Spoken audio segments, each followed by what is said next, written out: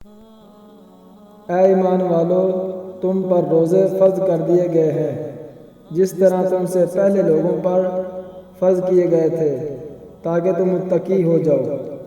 الحمدللہ ہم مسلمان ہیں۔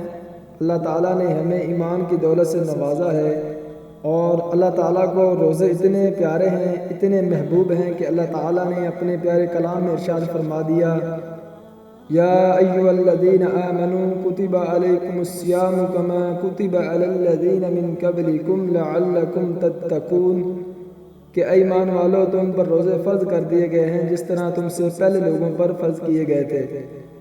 تو دعا ہے اللہ تعالیٰ ہمیں ہمت دے، ہمیں توفیق دے کہ ہم رمضان المبارک کے سارے روزے رکھیں۔